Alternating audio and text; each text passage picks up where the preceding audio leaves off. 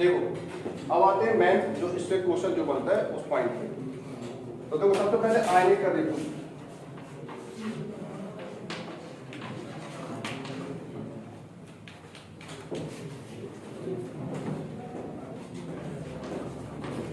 सबसे पहले कौन सा bond? Ionic bond. Ionic bond में सिर्फ एक वर्ड याद रखना है,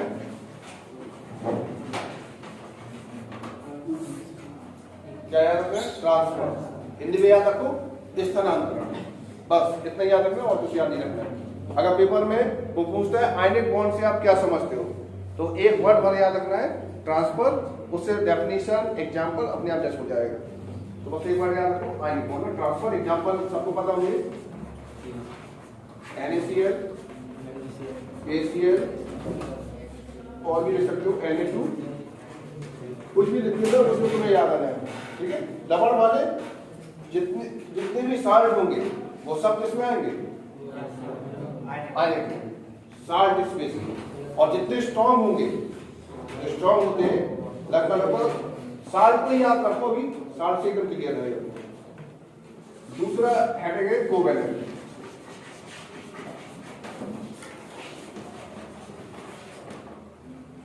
कोवेलेंट में एक बार याद रखना है शेयरिंग। शेयरिंग की हिंदी होती है साझा। इसमें साझा याद रखेंगे तो इसकी डेफिनेशन बन जाएगी, ठीक है। कैसे होगी वो अभी एक्सप्लेन कर दिया है। 3 टाइप्स डिवाइड किए गए हैं। कितने टाइप? 3 टाइप्स में डिवाइड किया गया है, सिंगल कोवेलेंट, डबल कोवेलेंट और ट्रिपल कोवेलेंट, ठीक है। इनके एग्जांपल भी लिख लो इसी के सामने, और ये सारे एग्जांपल किस में आ जाएंगे? कोवेलेंट में। H2Cl2, इसका एग्जांपल लिख लो, इसका एग्जांपल आ जाएगा तुम्हारा O2। और भी लिखना चाहते हो तो CO2 लिख सकते हो इसका एग्जांपल। इसका एग्जांपल लिख लो N2, क्या लिख सकते हो? N2। तो ये तुम्हारा कौन सा बॉन्ड हो गया? Covalent bond. पहला आयनिक, दूसरा कोवेलेंट। कोवेलेंट कितने टाइप्स के? 3 टाइप्स के, सिंगल, डबल और ट्रिपल बॉन्ड। हिंदी में एकल सहसंयोजी, द्वि सहसंयोजी और त्रिसहसंयोजी। अब बात आएगी कि आयनिक बॉन्ड को लिखना कैसे, थ्योरेटिकली कैसे लिखेंगे, ठीक है। अगर इसको थ्योरेटिकली लिखना है तो कैसे लिखा जाएगा? हमें ये वर्ड याद है ट्रांसफर, किस पर? ट्रांसफर याद है। तो इसका देखो लॉजिक कैसे समझना है। कोई भी चाहे ट्रांसफर हो और चाहे शेयरिंग हो, चाहे ट्रांसफर की बात की जाए चाहे शेयरिंग की बात की जाए, मिनिमम 2 लोग चाहिए। कितने? 2 लोग। अगर किसी को ट्रांसफर करना है कुछ पैसा, तो हम अगर ट्रांसफर करें तो हमें सामने वाले व्यक्ति भी तो चाहिए होगा जिसको ट्रांसफर करें। अगर साझा भी करना है तो मिनिमम 2 लोग। अगर एक को साझा करना है तो दूसरा भी तो चाहिए, तब तो शेयरिंग हो पाएगी। तो मिनिमम 2 है ना कंडीशन। तो देखो, जब 2 परमाणु के मध्य, 2 या 2 से अधिक भी बोल सकते हो, ऐसा लिखिएगा। जब 2 परमाणु में से एक परमाणु दूसरे परमाणु को इलेक्ट्रॉन स्थानांतरित, या दान नहीं बोल सकते, दान बोलोगे गलत हो जाएगा।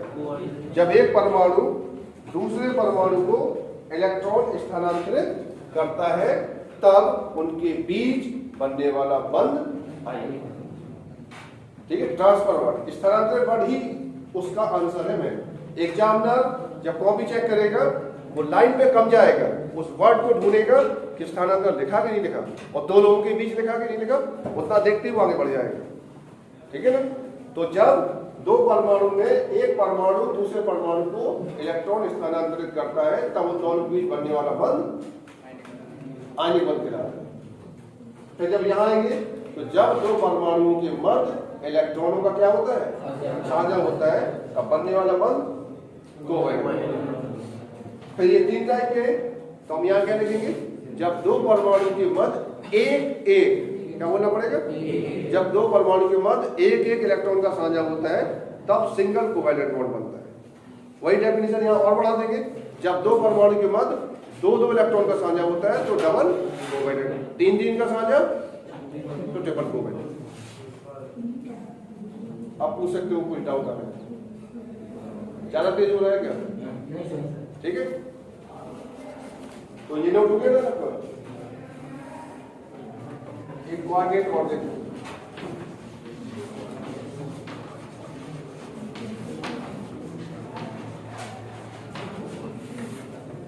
देखो कोऑर्डिनेट बॉन्ड जब पेपर में पूछा जाए और उसका जब क्वेश्चन पूछो, वैसे तो कोऑर्डिनेट डायरेक्ट नहीं पूछेगा एग्जाम में, ठीक है वैसे तो, लेकिन फिर भी अगर पूछ ले तो उसमें सिर्फ एक ही कंडीशन पे आंसर दे देना और वो घुमा कर यही पूछ लेगा जहां तक मेरा आइडिया है। तो पहले एक बार याद रखना एलपी, एलपी का मतलब होता है lone pair of electron. LP का फुल फॉर्म क्या लिख सकते हैं, lone pair of electron, Hindi में एकाकी इलेक्ट्रॉन युग्म, एकाकी इलेक्ट्रॉन युग्म, ठीक है। अब इसकी डेफिनेशन इतनी ऐसी मत लिख देना, इसका ध्यान रखना अच्छे से।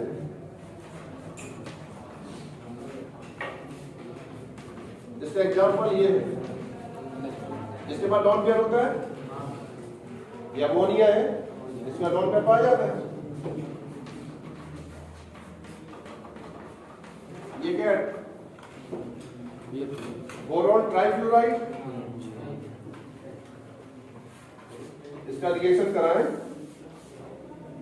तो ये आ जाएगा इस तरीके से एन एच एच, यहां एच और ये तीर का साइन, और यहां क्या लगेगा बी एफ एफ और एफ।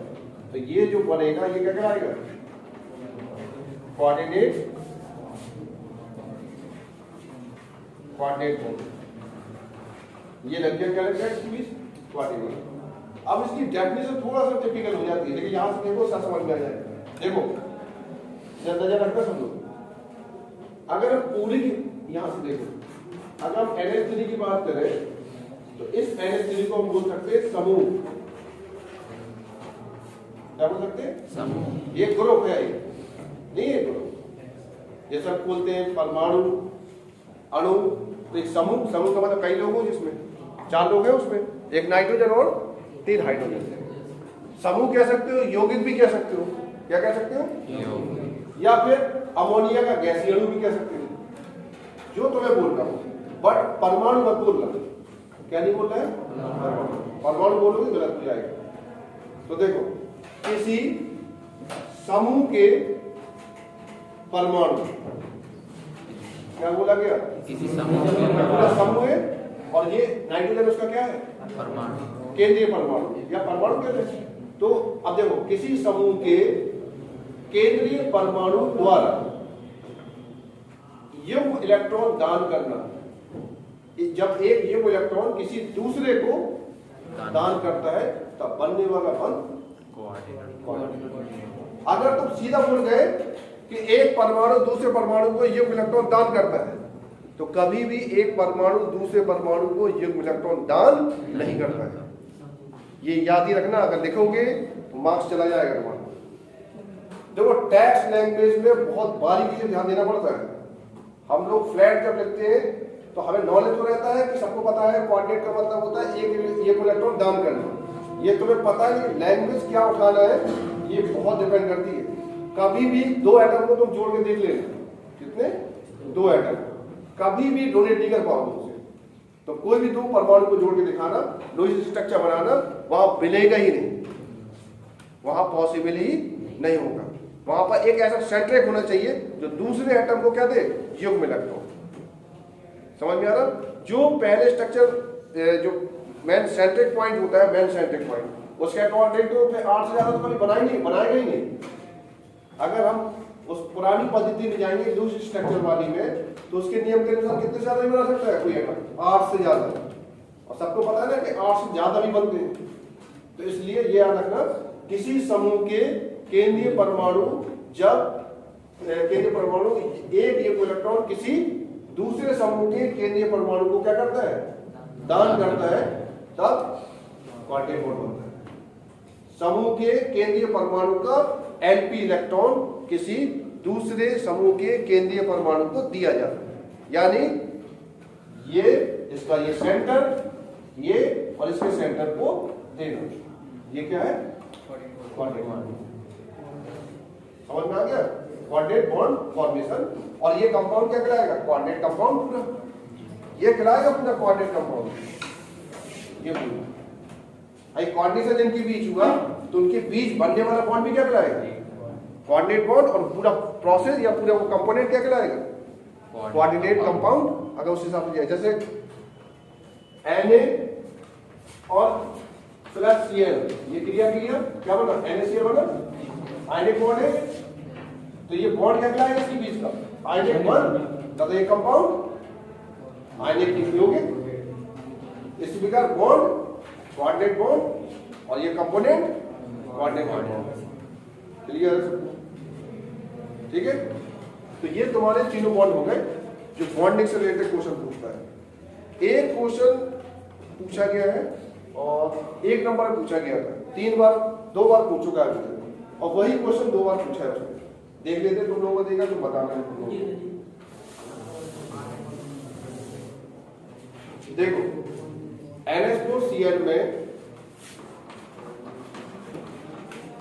सबसे पहले NH4Cl को तोड़ देंगे,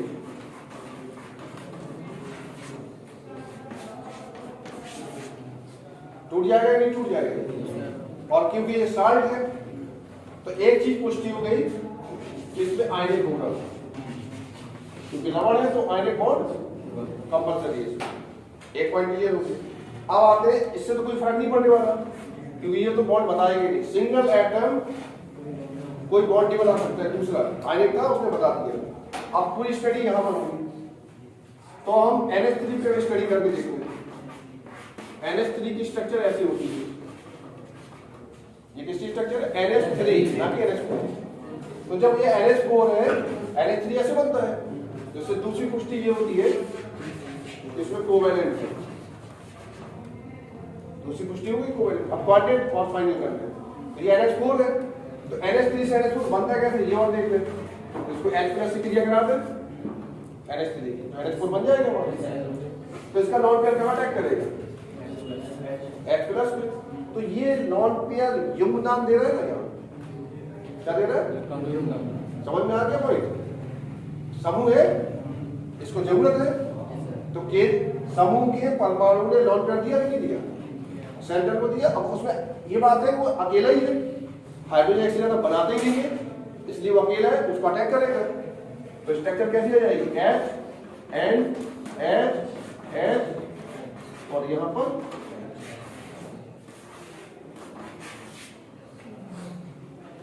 रिजल्ट हो जाएगा। तो ये क्या पुष्टि कर रहा है?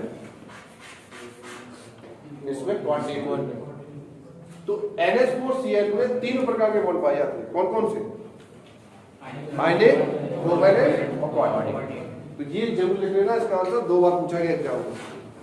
क्या आता है तो दिखा दो, एक स्ट्रक्चर ये बना के दिखा दो, Cl- दिखा दो, दिखाना चाहते हो। अगर लेकिन एक्सपर्ट हो, ये नहीं कि तुमने नाम देखा और यहाँ गलत कर गए तो फिर वो भी चला गया। तो अगर एक्सपर्ट हो तो दिखाओ, नहीं हो तो जितना पूछा गया उतना दो, मार्क्स नहीं काट पाएगा। तो मैं एक्स्ट्रा में गए तो इंप्रेशन तो पड़ेगा, बट वो नुकसान भी कर सकता है अगर गलत हो गया तो। ठीक है ना?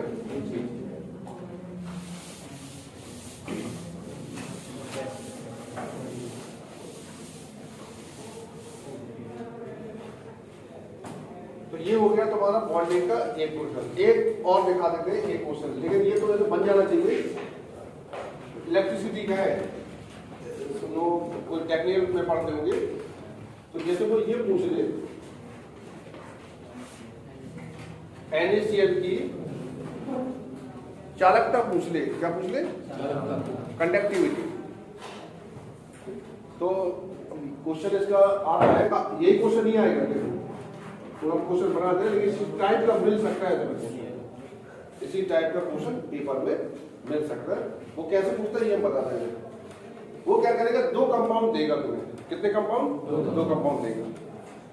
दोनों कंपाउंड में वो पूछेगा, इन दोनों कंपाउंड में किसकी कंडक्टिविटी या चालकता अधिक है।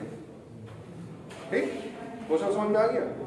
अब यही एग्जाम्पल हो, ये कंफर्म नहीं है, कोई भी एग्जाम्पल दे सकते हैं, बस तुम्हें क्या करना है ये समझ लो। बस पॉइंट समझ में आ गया? क्वेश्चन कैसे पूछ सकते हैं, वो कोई भी 2 कंपाउंड देगा, दो कंपाउंड में तुम्हें ये स्टडी करना है वो पूछेगा कि दोनों कंपाउंड में किसकी चालकता अधिक है, ये पूछ सकता है, या विद्युत चालकता किसकी अधिक है।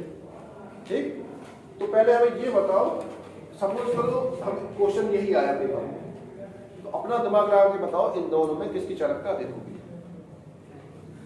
वहां एग्जाम में क्या करोगे, ऐसी पेन करोगे, हमारी ड्यूटी लगी हुई, हम नकल नहीं करने देंगे। ठीक है, अरे हम सब देखते रहते हैं, बढ़िया देखते हुए हाँ ये गलत दिख रहा है, ये तो फेल हो गया। मतलब अरे हम ये बताएं कि हम सारे कमरों में जाते हैं, दो ऐसे नजर मार लेते हैं, नहीं होता, पेन से पता चल जाता है कि ये गया, मतलब पहले से हम डाटा ले लेते हैं कि ये तो गया, ये नहीं बच पाएगा, और ऐसा ना लगा लेते ओरल रफली टाइप का कि ये पास हो गया, ये तो बैग खा गया, इसमें पहले से पता चल जाता है कि ये तो खा गया, ये नहीं बच पाएगा। 2-3 बार टहल ली, जिस रूम में लगे हैं उस रूम में तो वो बाहर निकलती है, वो हमसे पूछ सकते हैं कि सर पास होंगे कि नहीं, तो हम बता देंगे कि हाँ तुम नहीं पास हो पाओगे। अगर रिजल्ट डाउट केमिस्ट्री में चाहिए उसी रूम का, तो बाहर निकलती है, हम बता देंगे कि तुम पास हो जाओगे, तुम नहीं हो। पर ये तुरंत इसलिए बताया जाता है तो अगला पेपर है तो शर्माने लग जाए, तो कह दीजिए हाँ ठीक है, अच्छा गया पेपर, जाओ बढ़िया, सब पास हो जाओगे, उतनी देर की। लेकिन फिर उसके बाद तुम पेपर खत्म होगा पर्सनली कॉल करो, सर आप हमारा देखे थे, हम वो बैठे थे वहाँ, कौन है वो, तो हम बता देंगे हाँ तुम नहीं हो पाओगे।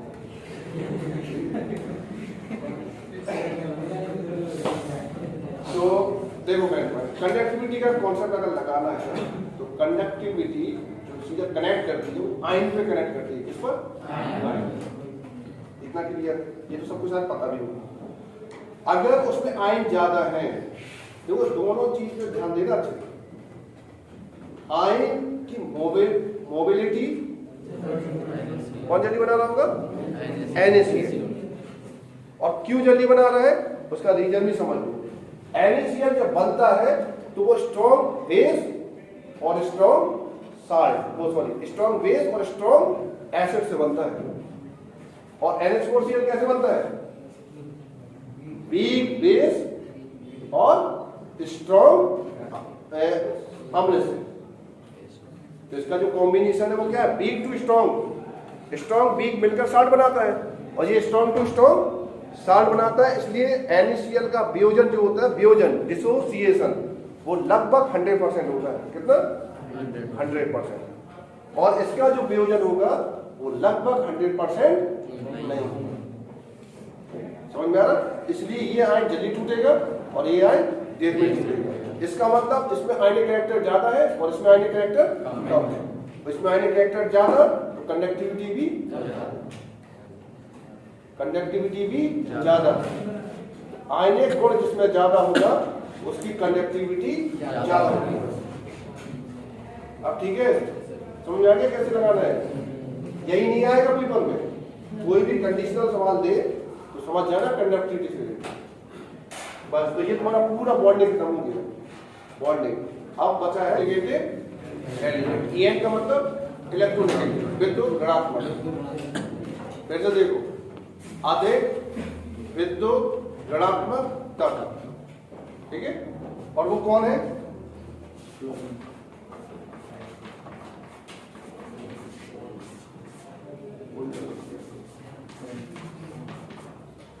ये है वो एलिमेंट जो पूरी टेबल में सबसे ज्यादा इलेक्ट्रोनेगेटिव, ठीक है। ये 3 प्लस ये क्या है?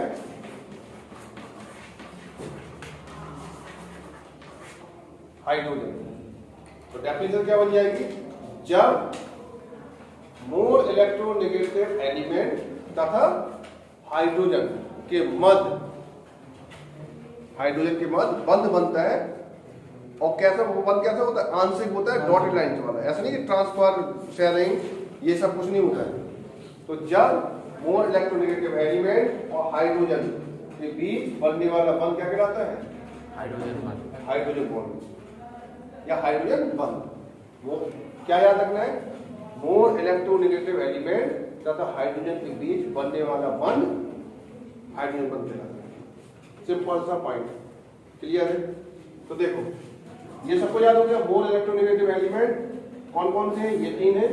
और हाइड्रोजन अगर होगा वहां पर तो वहां पर हाइड्रोजन बॉन्ड बन सकता है या बनेगा।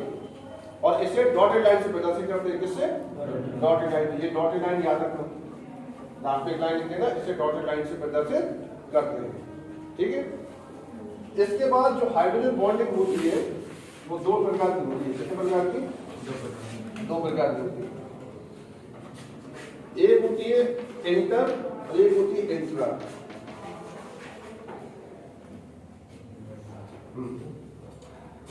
इसकी हिंदी होती है अंतरा, हिंदी जो याद रखना, और इसकी हिंदी होती है अंतः। अंतरा और अंतः में यह फर्क है कि जब हाइड्रोजन बॉन्डिंग अगर इंटर मॉलिक्यूलर है, कौन सी hydrogen bonding? Intermolecular hydrogen bonding. और एक बॉन्डिंग है तुम्हारी इंट्रा मॉलिक्यूलर हाइड्रोजन बॉन्डिंग। पूरा नाम लिखेगा, इंटर मॉलिक्यूलर हाइड्रोजन बॉन्डिंग और intra molecular hydrogen bonding. Hindi में अंतरा और अंतर। ठीक है। अब बस इतना ध्यान रखना कि यहाँ गलती होगी जो हम पहले से बता रहे हैं, बाद में हो जाए तो फिर मत बोलना।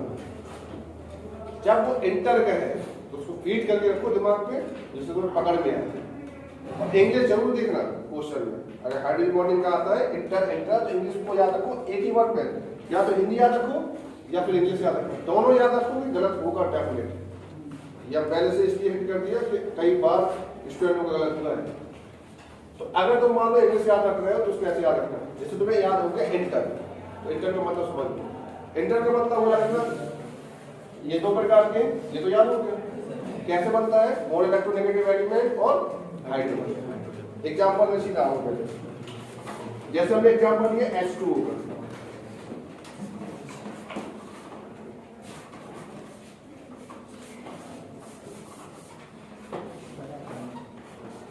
ये H2 का एग्जांपल लिया, ठीक है। और भी एग्जांपल है, मान लो ये ले लेते हैं,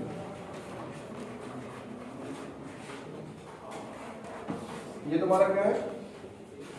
एथिल एल्कोहल, ठीक।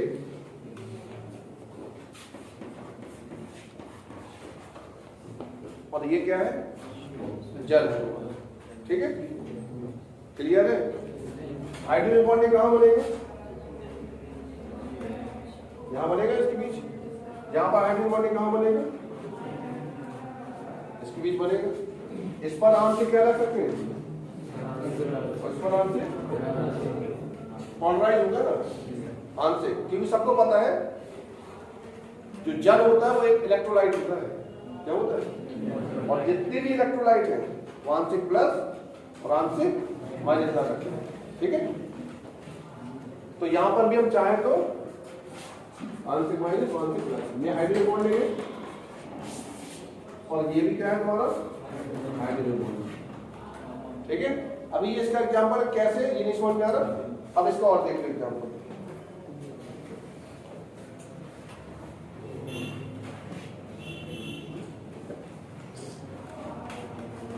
ये क्या लगा है? OH, क्या लगा लिया? OH लगा लिया, ठीक है।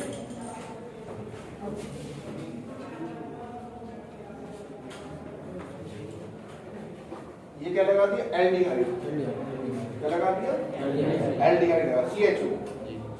और कुछ भी लगाना चाहो और कुछ भी लगाना चाहो, या नहीं लगाना है तो तुम OH ही लगा दो। यहाँ क्या लगा दो? सिंपल करने के लिए। तो देखो इसका हाइड्रोजन, ठीक, और इसका ऑक्सीजन, ये बना लेगा। अब देखो फर्क क्या है, फर्क समझना है। यहां देखो एक H2 अणु ये है और एक H2 अणु ये है। कितने अणु है? 2। फिर 2 अणु के ये 2 अणु है, इस अणु का ये परमाणु, इस अणु का ये परमाणु ने मिलकर क्या बनाया? हाइड्रोजन। इसलिए इसको बोला कि इंटर, एक व्यक्ति और दूसरा व्यक्ति पास पास आके इंटर की और फिर बॉन्डिंग हुई, तो इसलिए इसको इंटर बॉन्डिंग बोला जा रहा है, इंटर बॉन्डिंग हाइड्रोजन बॉन्डिंग। अब इसको इंट्रा क्यों, अंतर क्यों बोला जा रहा है? इसका एक नाम है, क्या है? एक नाम, क्या नाम है इसका? Ortho hydroxy benzaldehyde. क्या नाम है? ऑर्थो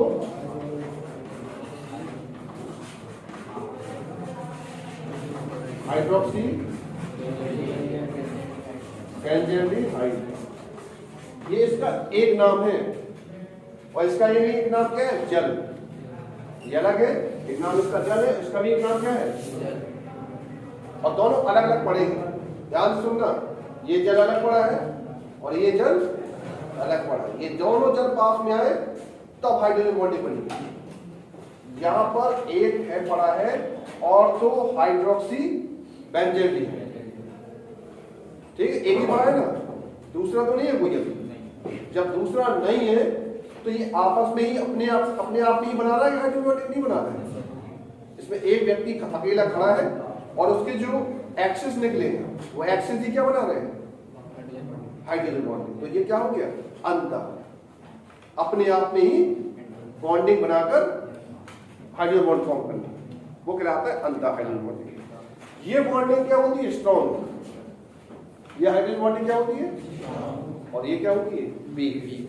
और वीक होने का कारण क्या है? ये भाई दो लोगों के बीच मिलन है, कनेक्शन है। तो ये क्या है भाई? ये अपने अपने में कर रहे हैं, तो ये इतना ज्यादा स्ट्रॉन्गनेस नहीं होगी, क्योंकि अपने अपने में तो हमेशा मिलजुल के रहते हैं। ये क्या, दो, एक यहां से आया एक यहां से आया फिर मिल रहे हैं, तो इनमें अट्रैक्शन ज्यादा होगा, इसलिए ये स्ट्रॉन्ग हाइड्रोजन बॉन्डिंग होती है। और ये हाइड्रोजन बॉन्डिंग क्या होती है? वीक। आयनिक बंध कैसे? आयनिक का बनता है जब एक मेटल हो दूसरा नॉन मेटल। यहाँ दोनों नॉन मेटल है, कौन? हाइड्रोजन भी नॉन मेटल है और ये भी नॉन मेटल है। यहाँ पर तुम ये कहते हैं कोवेलेंट बन सकता है, तो हम कह सकते थे हाँ मे भी बन सकता है कोवेलेंट, लेकिन जब यहाँ बनेगा तो यहाँ टूट जाएगा, तो यहाँ से अट्रैक्शन तो वो लॉन्ग प्रोसेस होगी। हम तो सिर्फ बता रहे हैं अट्रैक्शन का, कि बीच में कंपाउंड में हाइड्रोजन बॉन्डिंग होती है।